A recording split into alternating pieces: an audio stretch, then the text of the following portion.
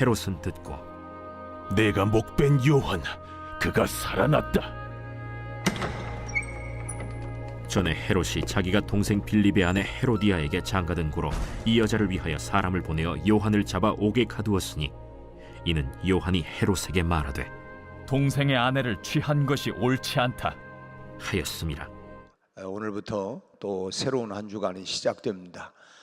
열대야로 인해서 밤새 뒤척거리기도 하고 했지만 그래도 우리가 새날을 또 새로운 주간을 우리가 힘차게 참으로 출발을 하고 또 승리할 수 있기를 바랍니다.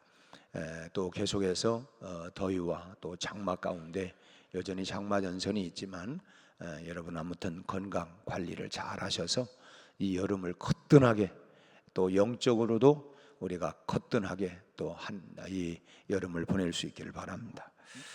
사람은 다른 사람들에게 평가를 받기도 하고 또 자기가 자기 자신을 스스로가 평가를 해보기도 합니다. 어떤 평가가 정확한 평가일까? 제가 생각하기에는 그 둘 다 정확한 평가를 내리기는 어렵다고 봅니다. 물론 자기가 자신을 평가하는 것은 다른 사람이 나를 평가하는 것보다는 좀 더 정확할 수는 있다고 봅니다. 왜냐하면 그래도 남보다는 내가 나 자신에 대해서 더 그래도 조금 더 정확히 알 수 있기 때문이라고 봐요. 하지만 자신의 평가는 또 주관적으로 평가하기가 쉽기 때문에 또 좋은 점수를 가능하려면 내가 나를 조금 점수를 더 주려고 하는, 남에게 볼 때는 제가 뭐 부족하고요 별거 아니고요 하지만 내가 나 자신을 평가할 때는 그래도 나 이런 사람 아닌가, 또 다른 사람과 비교해 볼 때 내가 그래도 이보다는 좀 낫지 않아, 이래 좀 더 이 평가를 점수를 좀 더 주려고 하는 이런 부분들이 있을 수 있습니다. 반면에 다른 사람이 나에 대해서 평가해 주는 것은 객관적인 수는 있습니다. 뭐 전혀 나와 상관이 없기 때문에 좀 객관적인 이런 이렇게 평가를 할 수 있다고는 할 수 있지만 또 나를 정확히 알지 못하는 그런 평가라고 하는 그런 단점이 있습니다. 소위 말하면 저 사람이 나를 얼마나 알아서 내 진짜를 자기가 알아? 그러니까 사실은 이 겉으로 드러났던 그런 부분들에 대해서만 평가를 하기 때문에 또 이런 부분에 있어서는 또 그런 단점이 있을 수가 있다고 하는 것입니다. 그러면서도 사람들은 나와 다른 사람을 비교해서 이렇게 좀 평가하는 것을 좋아합니다. 하지만 가장 정확한 평가는 누구의 평가냐? 우리의 체질까지도 아시고 우리의 머리털까지도 다 세신 바 되었다고 하는 그런 우리 하나님의 평가가 100% 정확한 평가라고 봅니다. 그래서 우리가 장차 주님 앞에 섰을 때에 백보자 앞에서 우리의 평가는 뭐 그야말로 아야소리 할 수 없고 변명할 수 없는 가장 정확한 그런 평가가 되리라고 봅니다. 그래서 우리가 늘 주님 앞에서, 말씀 앞에서 우리 자신들을 돌아보는 것이죠. 내가 그래도 이런 사람이었다. 또 다른 사람들이 나를 높이 평가할 때에 그거에 대한 우쭐감도 있을 수도 있고, 또 나에 대한 평가를 좀 약하게 할 때는 그거에 대한 속상함도 있기도 할 수도 있지만 가장 정확한 평가는 주님 앞에서의 평가가 가장 옳은 평가라고 하는 것입니다. 오늘 예수님께서 보시면 예수님은 그 사람에 대한 평가를 거의 하신 적이 없습니다. 그것은 아마도 그것이 유익한 일은 아니기 때문에 그렇다고 이제 뭐 여겨지기도 하고, 또 사람은 뭐 우리가 100번 1000번 변한다 하는 말처럼 참 지금은 그렇지만, 지금은 미흡하고 지금은 부족하지만 앞으로는 괜찮아질 거다라고 하는 어떤 기대감, 이런 것들 때문에 아마 평가하는 것을 이렇게 예수님이 우리가 복음서를 읽어도 이 사람에 대한 평가를 그렇게 많이 하지 않는 것을 보게 됩니다. 그런데 그러면서도 딱 한 사람, 이 세례 요한에 대해서는 주님이 분명히 평가를 하셨어요. 마태복음 11장 11절 보면 여자가 낳은 자 중에 세례 요한보다 큰 이가 없다. 그러니까 참 가장 큰 사람이다. 세례 요한이 여인들이 낳은 사람 가운데 가장 위대한 사람이다. 이런 평가를 주님이 내리셨어요. 물론 세례 요한 입장에서 볼 때는 참 얼마나 참 대단한 그런 평가를 받은 것입니까? 이제 잠깐 생각을 해봤어요. 주님이 나를 평가할 때는 어떻게 평가할까? 이런 부분들도 뭐 그런 부분들을 대답할 수는 없는 거는 여전히 그거는 내 주관적인 평가이기 때문에, 다만 참 부끄러움도 많이 있을 테고, 또 어떤 때는 좀 이런 부분들은 조금 그래도 좀 주님이 알아주시지 아니할까 하는 이런 기대감도 있지만, 아무튼 예수님의 평가 가운데 세례 요한의 평가는 여인이 낳은 자 중에 가장 큰 자다, 위대한 자라고 이런 평가를 내렸습니다. 그런데 그렇게 큰 인물이 술판에 그런 춤값으로 목이 베이는 죽임을 당하게 된 것입니다. 큰 별이 져버린 것이죠. 오늘 본문은 그런 지나간 사건에 대해서 소급해서 간단하게 기록을 하고는 있지만, 우리는 이 사건을 자세히 살펴볼 필요가 있습니다. 물론 세례 요한은 하나님의 뜻에 의해서 죽임을 당했지만은, 왜냐하면 모든 것은 하나님의 허락이 없이는 우리는 알 수 없고 억울할 수도 있고 그렇지만은, 그러나 그 속에도 우리는 분명히 믿는 것은 여기도 다 하나님의 뜻이 있다, 하나님의 계획이 있다라고 우리가 그렇게 고백하고 믿는 것입니다. 하나님의 뜻에 따라서 요한은 죽었지만, 이런 하나님의 큰 종을 그렇게 볼품없는, 참 이 술판이 벌어지고 거기 춤사위가 벌어졌는데 그때의 볼품없는 그런 죽음으로 이렇게 넘겨주었던 그 사람의 죄는 결코 가볍게, 참 소위 말하면 천벌을 받은 사람이다, 이렇게 참 평가를 내리지 않을 수가 없다고 하는 것입니다. 이 사건을 정확하게 우리가 알기 위해서는 먼저 이 유대의 왕가였던 헤롯 집안의 이 족보를 좀 알 필요가 있습니다. 우리가 마태복음 1장을 보면 족보가 쭉 나오지만, 여기 거기에는 헤롯에 대한 족보가 나오진 않아요. 그러나 역사적으로 이 헤롯 가문의 그 사람들을 좀 이해를 해야 예수님과 세례 요한과 이런 모든 관계들이 연결이 되기 때문에 그 족보에 대한 걸 조금 말씀을 드리려고 합니다. 헤롯 집안의 족보를 보면 한마디로 무질서한 그런 표본이다. 뭐라고 할까요? 참 표현이 조금 너무 거칠기는 좀 그렇고, 한마디로 이 사람의 집이 정말 사람 집안의 참 이런 족보라고 알 수 있을까? 참 어떻게 보면 또 동물의 그런 그런 족보 같다는 그런 생각이 듭니다. 참 이리 얽히고 저리 얽혀가지고 도대체 이것이 정말 사람의 족보라고 말할 수 있을까 할 정도로 참 그런 생각이 들지만, 그래도 우리가 이 족보를 알고 있어야 우리가 성경을 볼 때에 그 배경들을 우리가 이해할 수가 있는 것입니다. 그래서 좀 간단하게 좀 이해를 돕기 위해서 말씀을 드리면, 먼저 헤롯 대왕, 예수님이 탄생하실 때에 그 헤롯 대왕이 나오죠. 이거는 이 사람은 동방 박사들이 별을 따라서 이제 베들레헴으로 온다. 그리고 이스라엘의 큰 별이 이제 참 메시아가 태어난다. 이제 이 이야기를 듣고 그 얘기를 들었죠. 그리고 동방 박사들은 헤롯 대왕으로 가지 않고 그냥 가버렸습니다. 물론 천사가 그렇게 가지 마라 하는 지시를 받고 다시 동방으로 돌아갔는데, 그리고서는 이 헤롯 대왕이 그 얘기를 들은 시간으로부터 시작을 해서 2살 이하의 남자아이들을 전부 다 살해를 한 것이죠. 이 헤롯 대왕은 일생에 그 10명의 처첩을 두었습니다. 그 여자들을 많이 두었죠.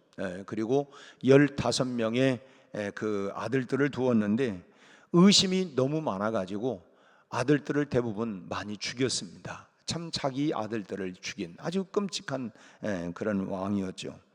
말년에는 거의 정신병자 수준이 돼가지고 가족들을 뭐 그냥 그때마다 하나 둘씩 이렇게 죽였기 때문에 참 헤롯의 아들이 되기보다는 헤롯의 이 돼지가 되는 것이 더 안전하다, 그런 말이 나올 정도로 참 그 끔찍한, 이게 좀 사람이 제정신이 아니다 보니까 그러니까 이런 이야기까지 나올 정도였다고 해요. 헤롯은 첫째 부인에게서 첫 아들을 얻었는데, 여러분 첫 아들이 얼마나 참 귀합니까? 참 나를 통해서 이 첫 생명이 태어났다고 하는 거. 그런데 첫 아들을 죽였어요. 두 번째 부인에게서 두 아들을 얻었는데 역시 살해를 합니다.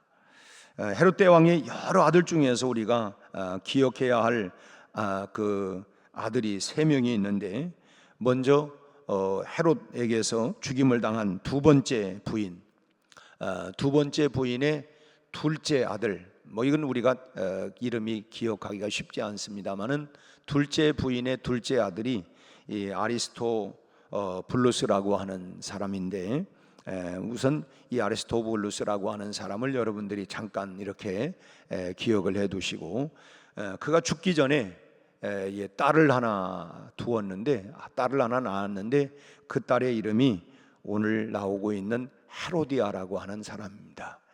그러니까 헤롯 대왕의 둘째 부인의 아들을 통해서 태어난 사람이, 그러니까 헤롯 대왕의 손녀딸이 헤로디아라고 하는 이 여자입니다. 그러니까 헤롯 대왕의 손녀를 이제 생각을 하면 돼요.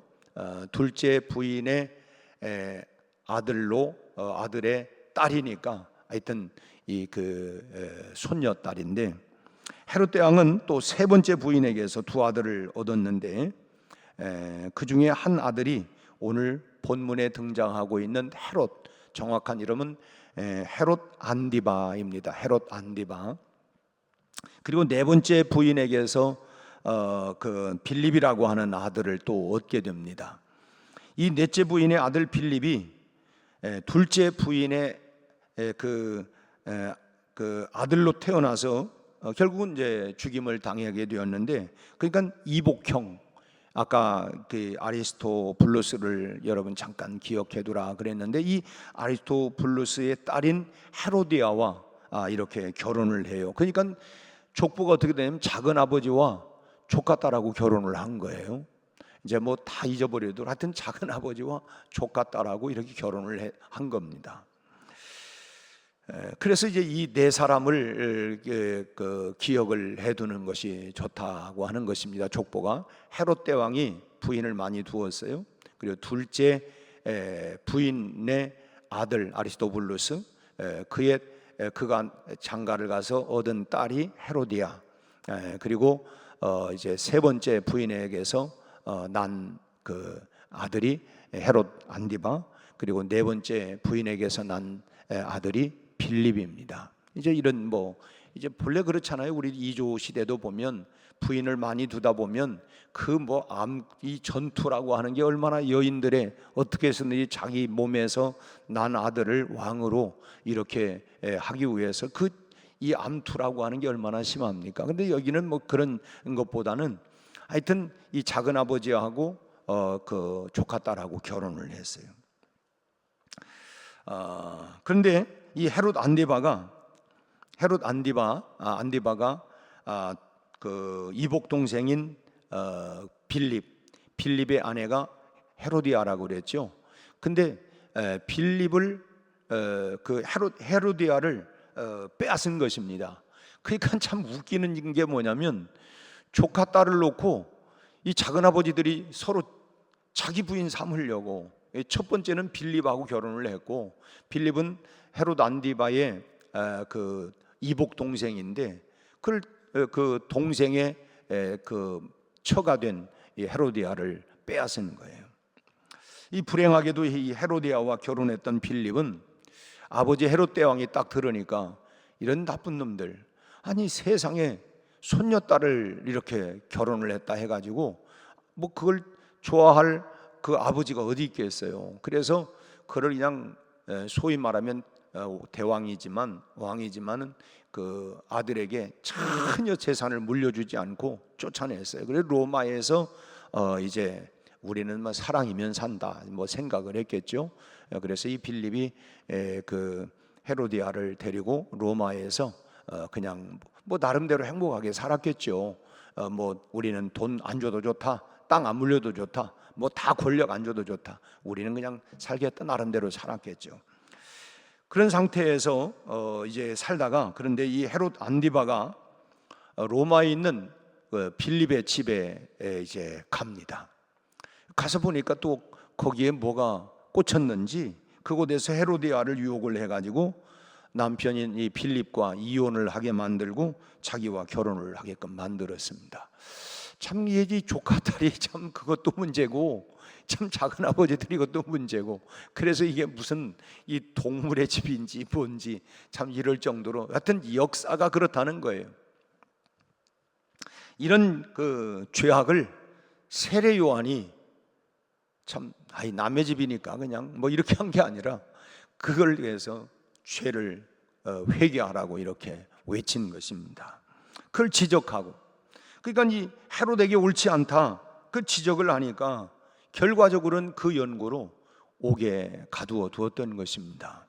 그리고는 이제 술판이 벌어졌을 때에 그것이 이제 빌미가 돼가지고 헤로디아가 자기도 이제는 헤롯 안디바의 이제 부인이 됐잖아요. 근데 자기도 옛날에는 뭐 빌립의 아내였지만은 자꾸 그걸 지적을 하니까, 그러니까 이제 이 헤롯 안디바가 한참 술판이 벌어졌을 때에 이제 이 헤로디아의 딸을 데리다가 야, 네 소원을 말해봐, 뭐든지 다 들어줄게. 그러니까 이제 엄마 이 헤로디아한테 가가지고 뭘 요구할까요? 그랬더니 참 그 세례 요한의 목을 요구해라. 그래서 참 가가지고 목을 요구를 해요.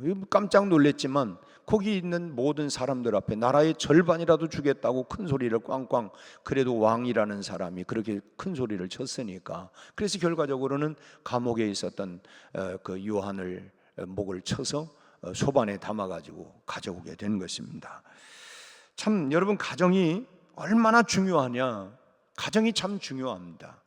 참 흔히 왕대밭에 왕대 난다는 말이 있는 것처럼 참 그 주정뱅이 집에 주정뱅이가 또 나온다. 절대로 나는 안 한다 하는데 나중에 보면 또 그렇게 닮아가고, 그러니까 이제 뭐 헤롯 대왕도 자기가 10명이나 이런 부인들을 두었으니까 그런 거에서 아버지로서 정확하게 야 그러면 안 돼, 이 말을 할 수가 없는 것입니다. 왜냐하면 자기도 그렇게 동물처럼 살아왔는데 무슨 아들한테 너 그러면 안 돼 이런 말을 할 자격도 없고, 그 말이 어떻게 나옵니까? 자기 스스로가 뭐 자녀들이 아버지나 잘하세요, 아버지나 똑바로 해요, 뭐 이렇게 그런 말들이 나올 것이 불보듯 뻔하고, 그리고 차마 양심이 있으니까 그런 말을 할 수가 없고, 그래서 가정교육이 중요하다라고 하는 것이고, 그 가정교육은 부모가 제대로 살지 않으면 제대로 된 교육을 할 수가 없는 거예요. 그러니까 뭡니까? 돈이나 벌어가지고 그래 너 필요한 거 다 해라, 그냥 그것이 전부지, 내가 정말 자녀들에게 제대로 된 이런 교육을, 본이 되는 교육을 할 수가 없다고 하는 것입니다. 그런 걸 생각을 해보면 우리가 부모로서 반듯하게 산다고 하는 게 얼마나 중요한가라고 하는 것을, 이 집안을 놓고 볼 때에 한마디로 동물왕국과 같은 그런 집안들의 모습이 그냥 저절로 그렇게 나온 게 아니라 결국은 아버지가 그렇게 사니까 그 아버지의 그 아들들이 완전히 그런 동물왕국처럼 살아가는 이런 모습을 우리가 보는 것이죠. 그래서 참 헤롯 안디바에 의해서 참 위대한 이 종을 아무런 의미 없이 죽음에 이르게 된 것입니다. 술판에서 목 달라고 하니까 참 정말 얼마나 어이없는, 이런 좀 어처구니 없는 죽음을 당하게, 주님은 그를 향해서 여인이 낳은 자 중에 가장 큰 자라고 이렇게 했지만 큰 별이 참 술값으로 한 번에 목이 달아난 것입니다. 그래서 참 가정이 바로 서지 못하면 나라가 바로 설 수가 없다고 하는 것입니다. 우리는 참 동성애에 대해서 아주 우리는 좀 교회가 그걸 아주 물론 뭐 성경적인 것도 있지만 만약에 그런 식으로 된다고 하면 나라는 여러분 뭐 우리가 성경에서도 소돔 고모라 성이 망한 것도 결국은 그런 거예요. 가정이 제대로 서지 못하면 결국은 국가도 바로 설 수가 없다고 하는 거예요. 그래서 이 가정을 잘 지키는 것은 크게 나가면 국가를 지켜나간 그런 것이 된다고 하는 얘기입니다. 그러므로 오늘 이 새벽에 우리가 가정과 족보를 깨끗하게 거룩하게 보존해 줄 수 있도록 우리는 늘 기도해야 합니다. 참 늘 깨어서 기도하고 또 너희가 선줄로 앉아는 넘어질까 조심해야 된다. 늘 우리 가정이 정말 하나님 앞에서 정직하고 거룩하고 순결한 가정이 될 수 있도록 우리는 늘 기도해야 합니다.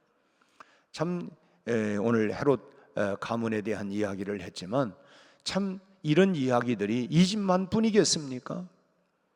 요즘도 우리가 뭐 참 재벌가의 집들의 이야기들을 들어보면 참 우스꽝스러운 일들이 얼마나 많습니까? 그러면 여러분 그 자녀들이 받은 상처들과 그들이 또 무슨 생각과 무슨 정신을 가지고 가정을 끌어가며 사회를 보며 어떻게 되겠습니까?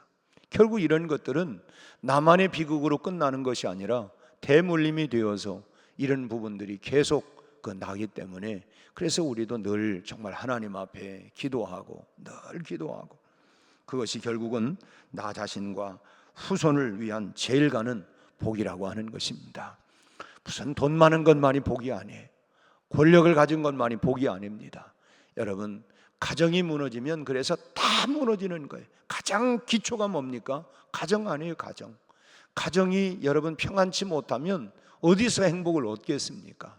그래서 우리는 오늘 짧은 본문을 우리가 읽었지만 오늘 이 본문을 통해서 우리가 다시 한번 우리 가정들을 돌아보고 정말 기도하고 오늘 우리 가정이 대대손손 정말 하나님의 은혜와 축복이 계속 흘러가는 그런 믿음의 명문 정말 하나님이 함께 하시는 임마누엘의 이런 복된 가정이 될 수 있도록 기도하고 그런 은혜와 축복이 여러분 가정마다 계속 흘러가게 되기를 주님의 이름으로 축원합니다.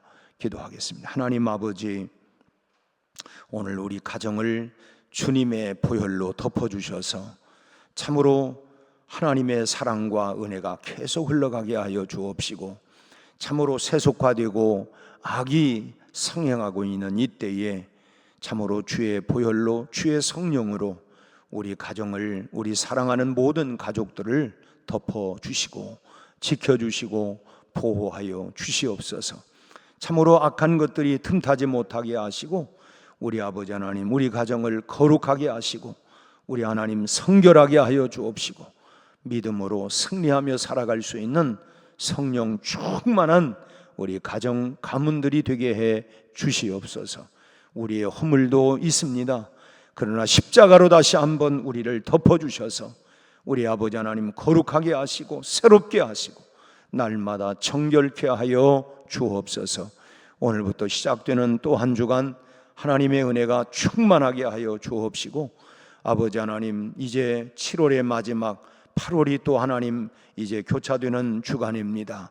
우리 하나님께서 참으로 은혜 위에 은혜를 더하시고 또 우리 중고등부 수련회가 8월 1일부터 시작이 됩니다.